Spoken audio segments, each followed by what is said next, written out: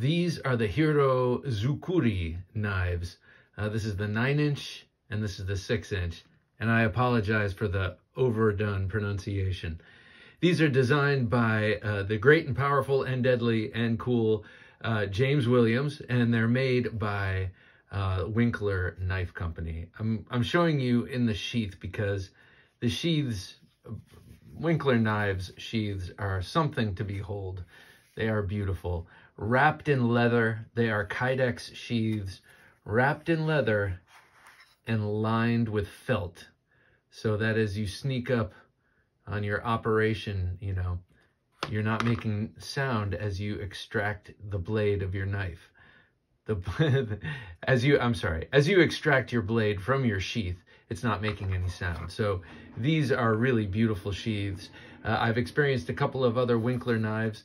These are on loan very generously from my good buddy Skookum Danger. Skookum, thank you so much. It's greatly appreciated. But yeah, I've experienced a couple of Winkler knives thus far, and these sheaths really just take the cake. Quiet, rigid, but also supple, nice leather. Really nice. The thing I like about Winkler knives, before I go on to the Williams design, Winkler knives are really loved by the SEALs and other special operators, but definitely the Navy SEALs have a certain affinity for Winkler knives. And I think it's cool because they have access to all the most modern kit possible, and yet they go for knives made from a guy who started knife making for Revolutionary War reenactment, and a lot of his knives still maintain that aesthetic in material choice and design, and so it's that's why these sheaths are loved, and that's why these knives are loved too. All right, so let's talk about these Williams designs. Now, James Williams is a master Japanese blade practitioner, numerous Japanese martial arts, chief among them the bladed arts, not just iaido and you know, the cutting arts like that, but some pretty esoteric fighting. You know, I would have to go over episode 342. You should check out episode 342. I have a nice long conversation with James Williams, and we covered a lot. And he said a lot of Japanese terms and arts that I don't remember, but a fascinating guy, and you know, can kill you a million different ways to Sunday. Here is the beautiful black leather sheath for the 9-inch. All right. Now listen to this come out of the sheath. Yeah, you hear nothing. Now look at this intimidator. So the James Williams designs are based on traditional Japanese knives that were used as backup weapons to swords or primary weapons when swords couldn't be carried.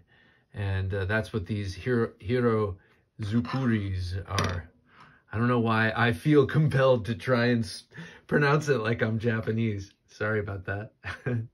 If it's embarrassing to me, it must be embarrassing to you.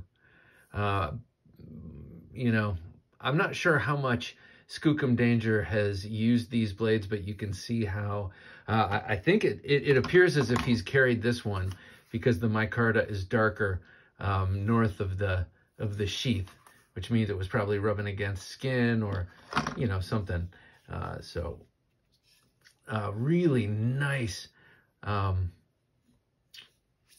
micarta handle. That is, what is that? Sackcloth, burlap micarta handles. Now, I asked him when he was on the show why a very thrust-oriented knife wouldn't have some sort of a guard. And he showed me, you know, one of the ways you really hold this knife on a thrust is kind of butted against your palm. But also, you got a couple of things here. You have these milled-in X-shaped pockets that sort of evoke the look of the cord wrapping on a traditional Japanese tanto or Hira Zukuri. And likewise, this jimping sort of mimics the profile of that kind of wrap and also gives you amazing purchase right here. I mean, this is not uncomfortable at all, but it really, your skin really does dig into that. And let's just face it, this point, this tip is so crazy acute, but also with this very, very, very subtle swedge down the back. It's less of a swedge, more like a medial or a dorsal ridge. You get a very rigid but pointy tip. So it's not going to receive too much resistance. I mean, I would imagine you could punch this through pretty much any sort of target that you're going to come up with in a hand-to-hand situation. Winkler Knives, you see his tomahawk and his blade there, both very evocative of the Revolutionary War era. This is the Williams, Hira Zukuri, Tanto. Ooh, number 2. I didn't even know that I had such a low serial number in my hands. I was about to say that I had such a low serial number, which would have very subtly made this mine. Very nice in this reverse grip. As a matter of fact, I like it better in the reverse grip. You've got jimps on the pommel, something that the world has been crying out for, but few have answered the call. But right here, James Williams has. That really feels good.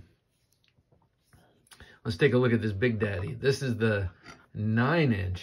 Man alive, this is, you know, it's only a 9-inch blade. It's not huge, but the blade is so scary, so intimidating, that it feels large. It feels like a little short sword, even though it's a 9-inch knife. Look at this. My goodness. Look at that tip. Just ferocious.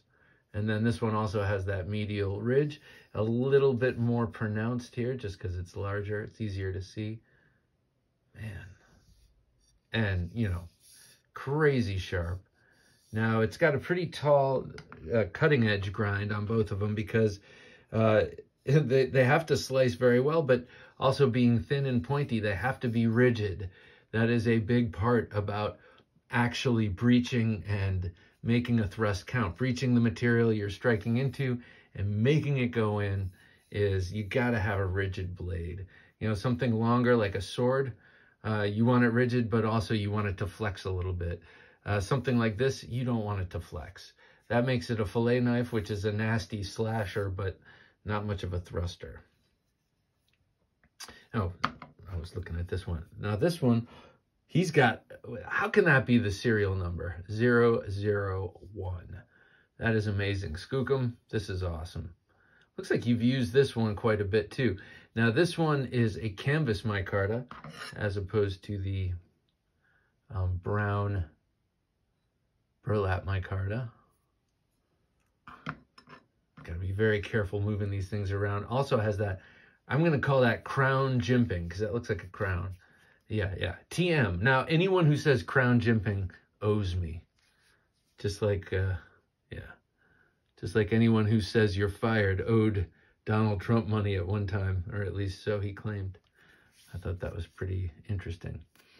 Yeah, so crowned jimping. Crown and crowned.